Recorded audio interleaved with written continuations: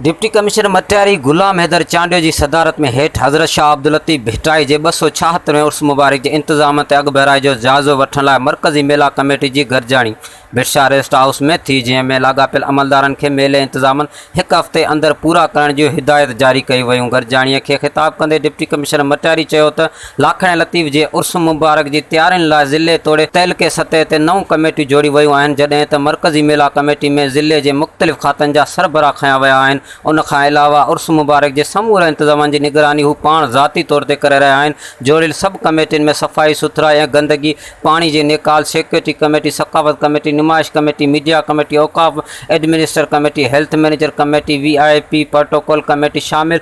खमीस के ॾींहुं थियल गरजाणी में पीरा भिटशा Syed Narayan Sain Syed Khawar Shah, SSP Matiari Asif Ahmed Bugio, town chairman Syed Gada Hussain Shah लतीफ़ी, CM और आला आमिर ढक्कण मोबता जोखियो ऐं ॿियनि शिरकत कई। इजलास में डिप्टी कमिश्नर मटियारी सभिनी ऑफिसरन के गुज़िरियल गरजाणी दौरान थियल फैसलन ते जल्द खां जल्द अग बहराई करण ऐं उर्स मुबारक दौरान लतीफ़ साईं के पांधड़न के हर किस्म की सहूलतूं ॾियण लाइ पंहिंजे खातन जा इंतजाम मुकम्मल करण जूं हिदायतूं ॾिनियूं। हिन वाज़े कयो त इंतजामनि में कोताही गफ़लत बर्दाश्त न कई वेंदी। जेको बि ऑफिसर इंतजामनि के हवाले से दिलचस्पी न ॾेखारींदो त उन खिलाफ़ शिकायतन बाला ऑफिसरन के मोकिली वेंदियूं। हिन चयो त ईंदड़ हफ़्ते इंतजामियन ते वधीक अग बहराई जो जायज़ो वठण लाइ हिकु ॿी गरजाणी बि पिणु मुंतक़िद कई वेंदी। SSP आसिफ अहमद बुग्यो चयो त मेले दौरान भिटशा शहर में 3 हंधनि ज़रिए दाख़िल की इजाज़त हूंदी, जिथे पुलिस चौकियूं क़ाइम करे जाया तलाशी वठण बाद माण्हुनि खे शहर में छॾियो वेंदो। हिन सभिनी खातनि के सरकारी अमलदारन के चयो त हू जल्द खां जल्द सरकारी गाड़ियुनि की लिस्ट भी पुलिस के फराहम कन त जीअं हू सिक्योरिटी पासिस जारी कया वञनि।